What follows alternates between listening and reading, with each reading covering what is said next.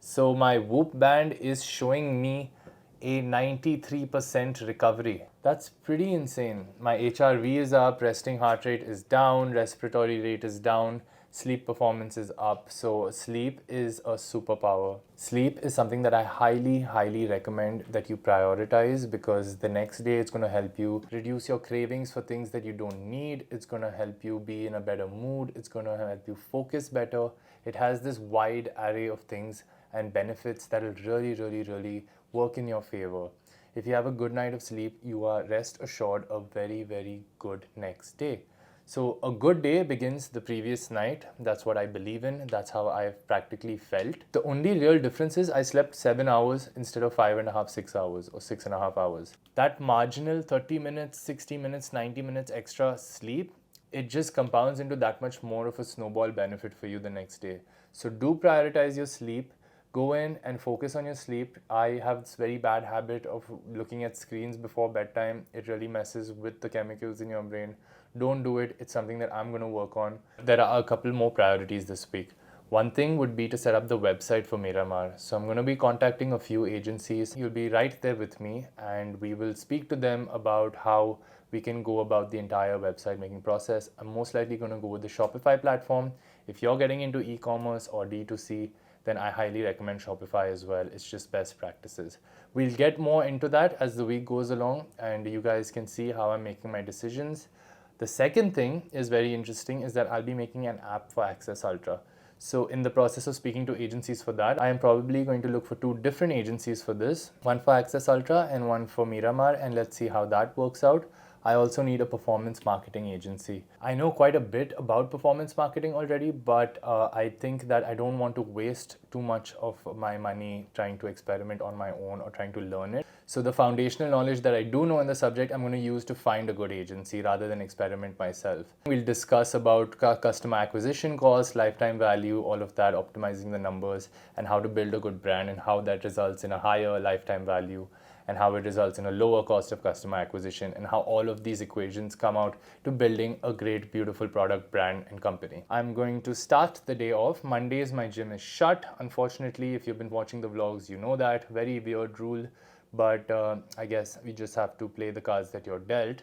So I am going to do the treadmill at home. Right after that, I'm going to get ready, answer a few emails and calls and all of that, which could get left over from my session on the treadmill because I have my laptop over here. I use this standing desk and I use a foldable treadmill, and then I kind of knock out my emails and calls on this. I also try and do some sort of a course on this. I'll get into that in a second. By the way, we are hiring. So if you are interested in social media content, if you see yourself being of any sort of help to us, do hit me up. I'll leave an email to send your resumes in the description box. Please do reach out to us.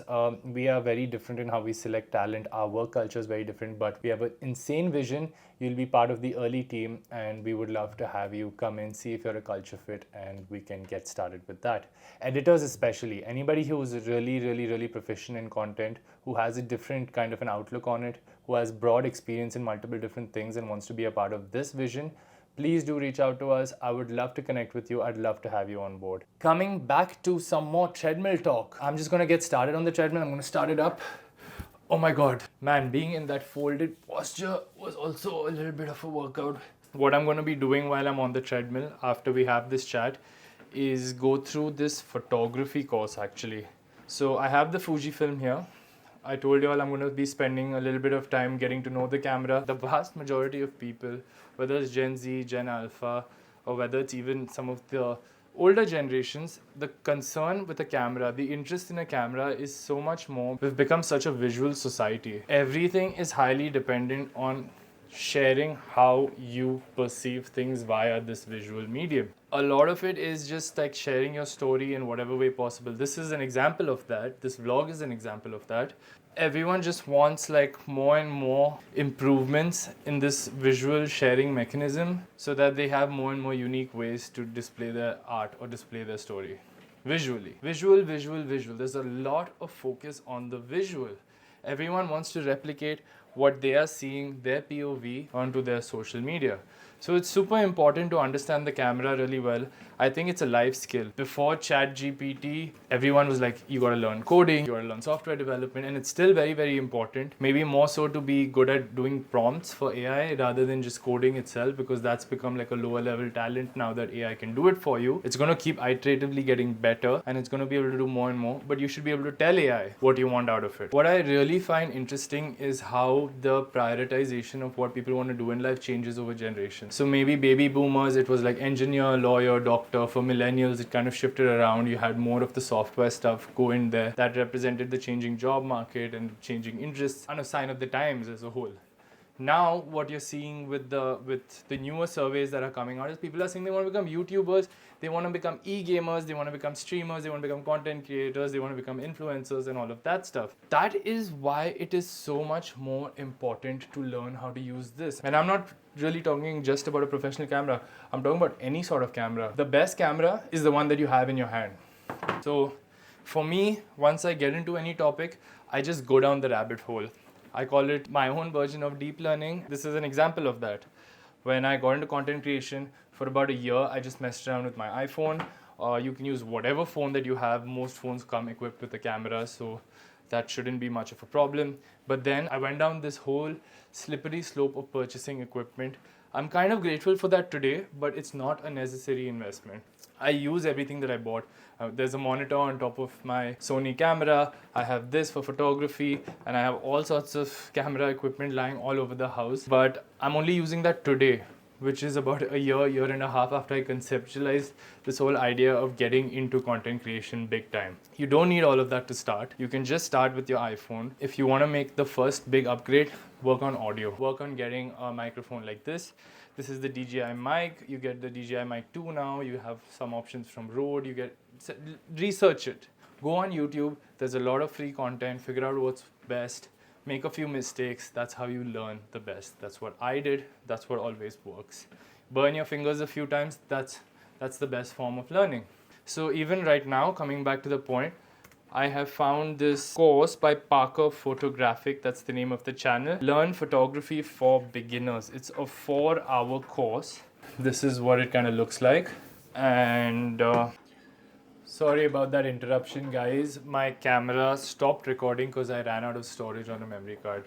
See, I didn't have problems like this back in the day. Now storage has become like one of the biggest things that I kind of have to deal with. Batteries, storage, connectivity, a lot of my bandwidth is going into that.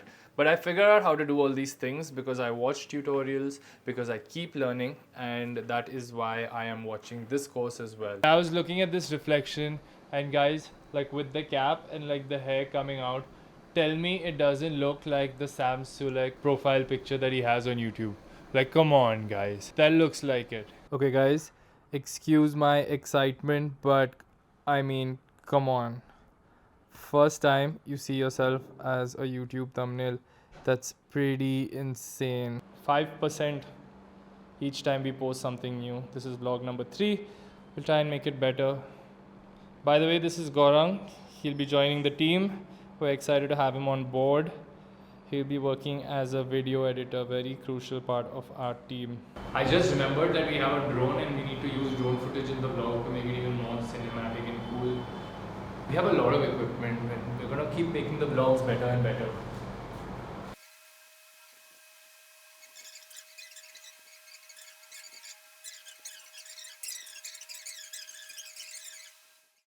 So I'm headed home from the studio and I'm just gonna have a quick catch-up session with the parents. I'm gonna be taking them out for dinner somewhere close by. Remember to spend time with your parents, take care of them. They've done a lot for you. So that's what I like to do. I like to catch up with them on Sundays, but because of so much editing and all of this, a lot of the new dimensionality that the vlog has brought into my life and the amount of time that it takes, and it's like a baby. I have to keep taking care of it. I have to keep vlogging. I have to keep planning in my head. I somehow missed this Sunday, so I'm gonna quickly go and catch up with them, and then I will go home and rest. Doubling are this thing now. And the mushroom asparagus is not available. So we'll have the shrimp and ginger broth. Sure, ma'am. Cheers, sir.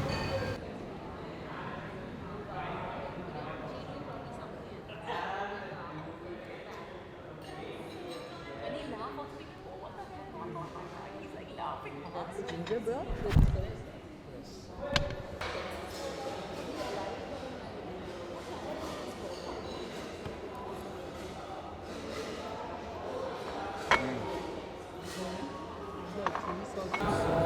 That looks yum. I love calamari.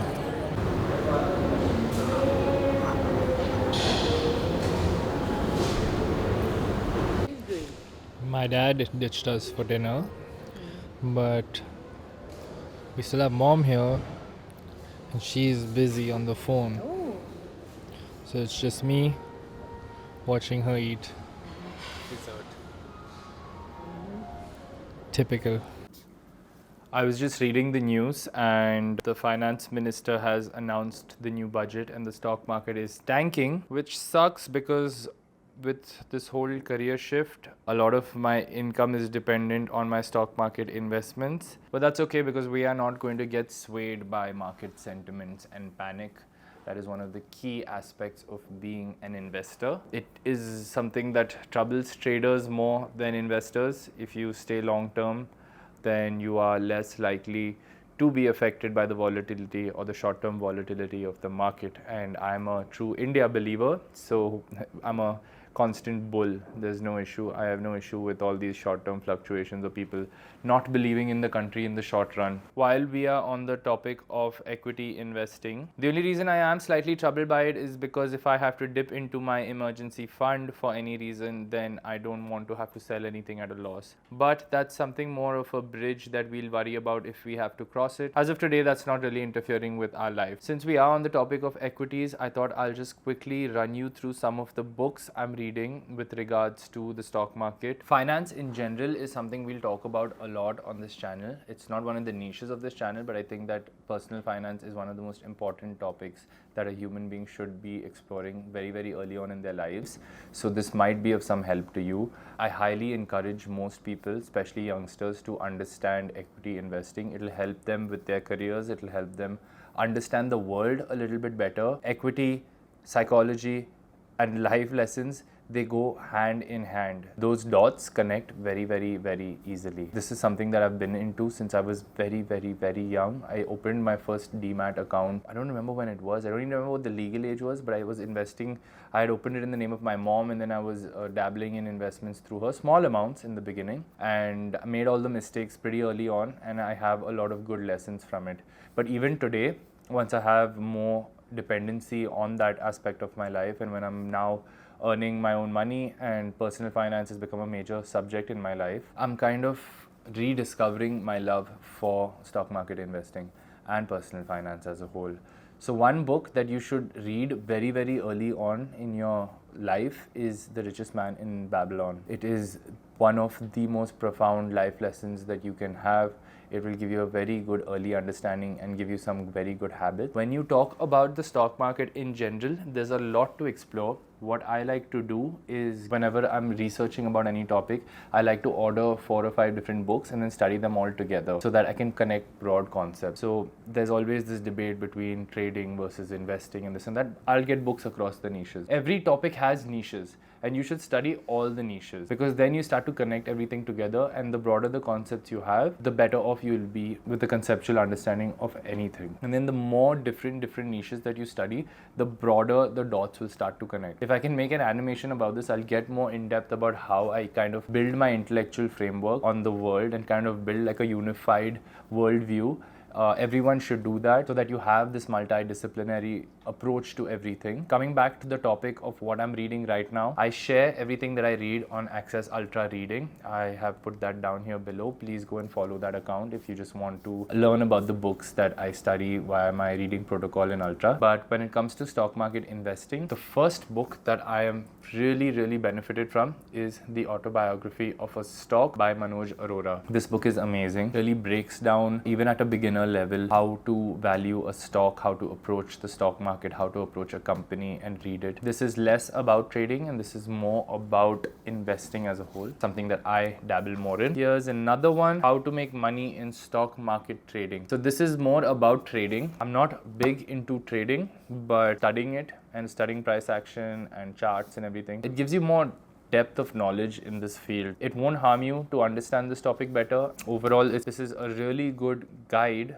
especially even if you're a beginner, to understand what the whole stock market trading side of the equation is. Another book on trading is Breakout Trading Made Easy by Sunil Gurjar. Great book. This is a little bit more complex. I would not start off with this. This is something that I would read possibly after How to Make Money in Stock Market Trading. Another book on trading. Trading is a very, very good aspect to know. You'll learn a lot about psychology in this and how to control your own mind and be disciplined. That's a life lesson. Recommend that book. Here's something which is even more advanced, and that is Masterclass with Super Investors. So this goes through a bunch of the really, really good investors of India over the years, since the time the indices began. It's kind of like in a question answer format, and you really get into the mind of some of the best investors.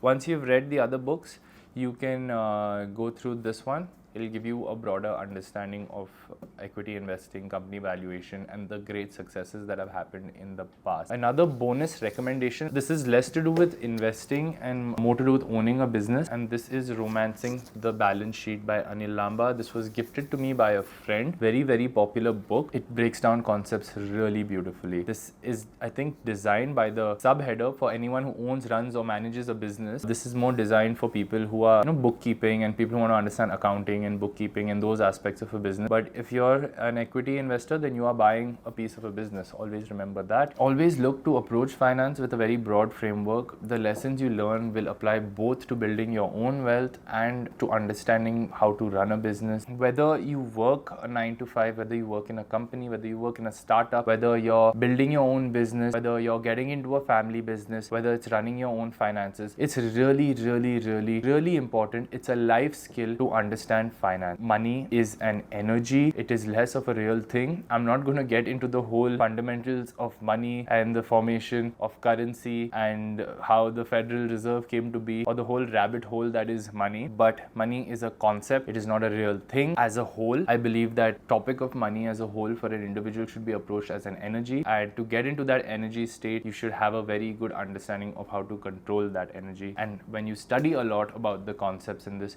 you get a very good understanding of how money works, how the concept works, how to be in the energy framework for it, and how to make a lot of it. I just want to leave you with one very important learning. Whether it is fitness, whether it's personal finance, whether it's content creation, whether it's getting into building a business, if there's something that you've been thinking about getting into, a great way to put it into action is just buy a book about that topic, read about the book. You will instantly feel like, I need to put this into practice right away. So if you've been thinking about equity investing for a very long time, then just pick up a book on equity investing or accounting, and then suddenly when you're reading the book, you'll be like, I want to start doing this right now. I want to start equity investing. And it's just that moment where you start doing it. No matter how little capital you have, whether it is 200 rupees, whether it's 2000 rupees, whether it's 2 lakhs, whether it's 2 crores, whether it's 20 crores, 200 crores, 2000 crores. It doesn't matter the amount, because investing is all about the percentage that you can make on the amount. It's not absolute value, it's relative value. That's how good of an investor you are. You can build great amounts of wealth as long as you have a very good grasp of the concept of money, of the energy of money. There are people who have been like postal office workers their entire life, earned very, very small stipends, and still at the end of their life amassed great fortunes. The key over here is to build those habits. I've struggled with focus and attention issues all my life. So for me, finding all these small hacks that can just push me into doing things or sticking with things have been very important. So I just thought I'd quickly share that learning with you guys before I head in for this next workout.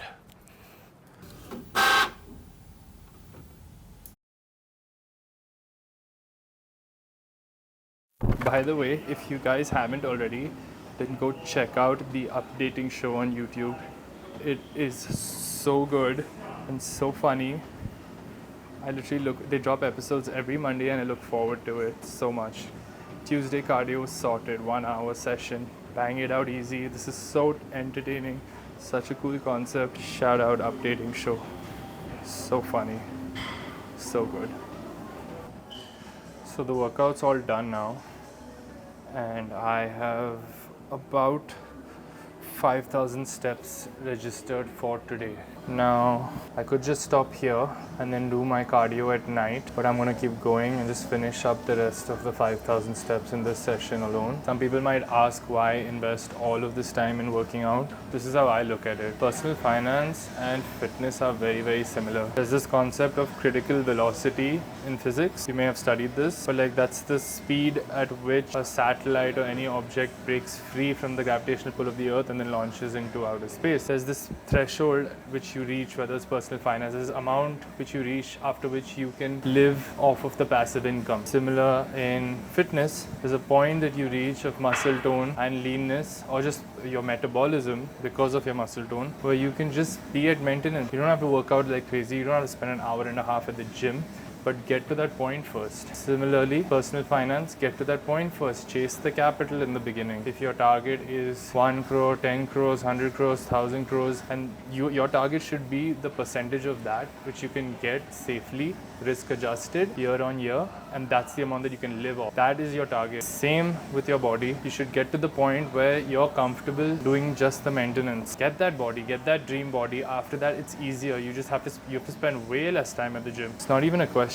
So for me, that period's now. I'm chasing that fitness. It might take me a month, might take me 2, might take me 3. But after I get to that point, I just have to come in for about 45 minutes. I don't have to spend an hour and a half at the gym. I may not even have to work out 6 or 7 days a week. I enjoy doing that. That's a different question, but I don't have to do that at that point. Putting a lot all at once is much more efficient than being under a threshold, than just putting a little. There's a time and place for that as well. But in this case, go all in for 3 months. Get to the point where living off of maintenance becomes a lifestyle. Same with capital, same with fitness. As with everything, whether it's your career, work extra hard for a decade and then enjoy those returns for the rest of your life. Fitness is honestly quite easy. Just do the grind for a year and after that you're good. Natural bodybuilding, most dream physiques can be achieved in a year, 2 years. If you're really going for the elite thing, it'll take you 5 years, maybe even 10 years, depending on just how elite you want to be, but that's really, most people don't have elite goals when it comes to personal fitness. When it comes to personal finance, could be a decade long hard work, 2 decades long, depends. There's no real fixed period of time for that. But fitness is much easier because it's something that's always, no matter what your genetics are, be strict for about a year and a half. You will get 99.9% of people's idea of what a dream physique is. That's my 2 cents. Treadmill talk. That's why I'm doing what I'm doing, not just preaching, straight up practicing, getting back to it.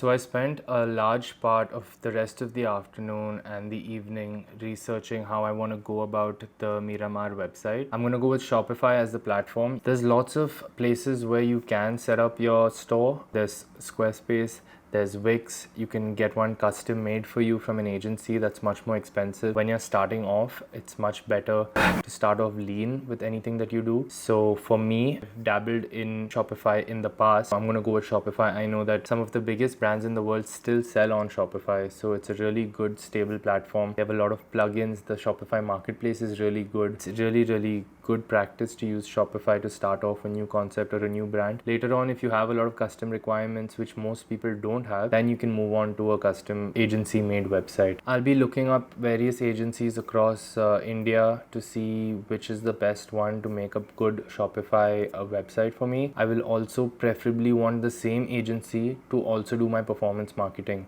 If you know anybody or if you yourself have an agency that does Shopify websites and does performance marketing, then do reach out to me. I'll put my email down below in the description box. We'll have a discovery call and then we can see whether we can take it further. So I'll recount a funny little story from back when I was studying in the United States of America. I did my undergraduate over there. I actually started a Shopify website. I didn't know at the time. Actually, I did know at the time. Dropshipping was just taking off and it had become all the rage, and all the e-com gurus were dropping courses on how to do Shopify. All of the e-com gurus were doing courses on how to build Shopify websites and start dropshipping.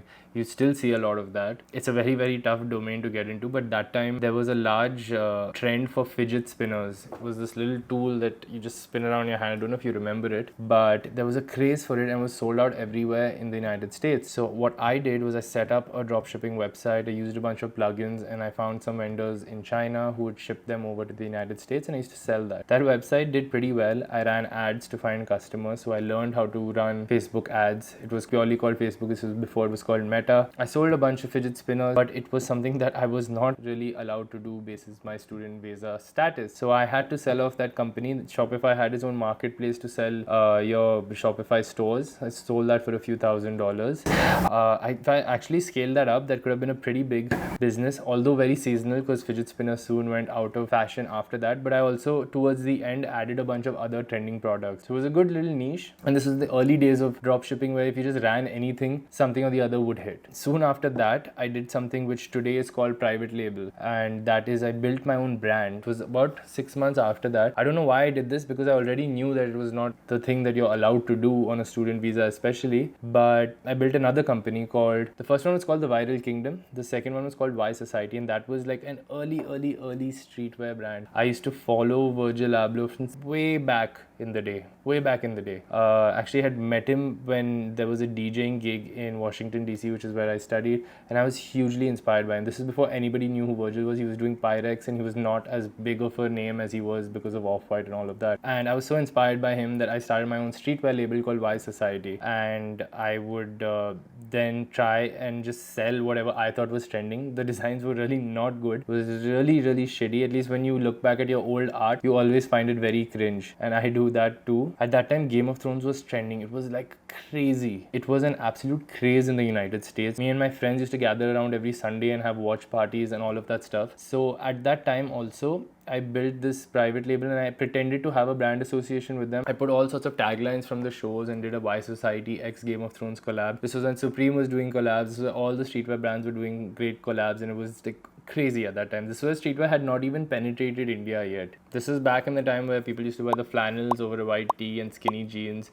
ripped skinny jeans. Nobody was wearing baggy pants back then. Nobody was wearing boxy fit t-shirts, and nothing like that was even remotely present in India. In fact, even hip hop music was not a thing in India. People were still listening to EDM all the time. Back then, I built this brand. It was selling really well, and once again I had to shut this down, and this time I couldn't even sell the shop on Shopify marketplace or whatever it was called. That they had a platform where you could sell your business on. So I just shut that down as well. Didn't make the sale money out of it, made a little bit of money from selling the products because I couldn't even scale that all that much before I got the notice to shut it down. But all in all, that experience taught me some very fundamental things about e-commerce, or if you want to get into, today we call it D2C, but back then everything used to just be clubbed under the umbrella of e-commerce. And I still know how to build a Shopify website, but one thing is that I may not be that updated on the latest just best practices of either building a Shopify website or running performance marketing. But the thing is, today when I have a capital that can be deployed into business, I would much rather an expert agency do this for me. I believe largely in the 80-20 Pareto principle. To put it simply, the Pareto principle says that 80% of all outcomes are derived from 20% of the causes. So this applies to a lot of things. It's like a natural principle. It occurs in nature. I acknowledge all my weaknesses. I'm a lazy person. I try to do things as efficiently as possible so that I have less things to do. And the Pareto principle is a blessing that kind of was confirmation bias when I came to know about it, because I know that 20%, if you correctly put in 20% of the effort, you will get 80% of the results. So you need to just find out which are those 20% causes to result in the 80% effects. For me, in this particular case, that applies to finding a really good agency who will build the Shopify website and really good agency to do the performance marketing for Miramar. And that's what I've been working on so far. Right now, I'm pretty much done with this. Maybe you guys have a vision that you want to bring to life, a website, an application or something. Looking at how I go about this may help you. Pretty much the same process. It's not rocket science. None of us are trying to send rockets to Mars. That roadmap you can learn from another guy who's trying to do that. But when it comes to just e-com and Shopify and all these other basic things, I think I can give you a little bit of a fundamental guide on how to get started with that. Right now, I'm going to go down to the temple. It's a Tuesday, so I have my little spiritual tradition that I do. If you watched vlog 1, then you're familiar with what I do. After I'm done praying, I'm gonna head out on a fun little excursion. I'm not gonna tell you what I'm gonna do just yet. I will instead show you just after this small break. So we are headed on that surprise excursion or adventure that I was talking about earlier. I am with my friend Vinay. What's up? He is dating my girlfriend's sister, who is returning from the UK after a long trip, which is why you haven't met her or either of them so far. Vinay is like a brother to me. I'm the only one out of the 4 of you who's not going to be on camera, by the way. So this is my way to get on camera. Yeah, he got introduced on camera first. Yeah. So, No, but all 3 of you are creators in some way or the other now. oh yeah. It's not, I'm the only one who's not. Well, we'll get him on some sort of short or long format soon as well. But as of right now, we're gonna do something really exciting. We're gonna go to the girl's house and we're gonna do it up, and it's gonna be a surprise for them. They have no idea. We've got some cute little decorations and stuff like that. We'll show you once we reach. We're not really good at any of this stuff, but we're gonna give it a try. Let us know what you guys think about the actual end result. Getting the balloons out of the elevator was a task. So we didn't entirely think this through, and now there's nobody to open the door for us. We are knocking to no avail. We have all the decor and everything all set. We're gonna figure this out one way or another. We're gonna get in through this door and we're gonna set all of this up. The primary mission seems to be a failure so far. We are trying to figure a way out. We're gonna get through. नहीं है. Hello. Phone करिए उसको. किनको phone करें? भाई जो आती है, जाती है. ट्राई कर रहे, फोन नहीं उठा रहे. As you can see, the struggle continues. Hello, kitty. Hello. Hello. I like this cat. She's just chilling here. She doesn't care about what's happening.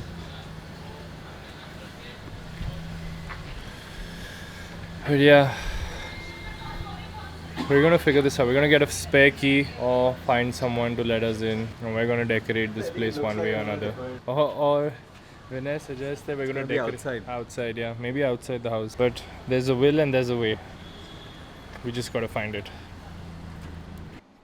So we finally got into the apartment and we've set all the decorations up. It's been a bit of a wild ride, but we made it. We made it. And check this out and tell us what you guys think. We got the sushi, just what you need after a long flight from London. We got flowers. Get your girl some flowers. Ice cream.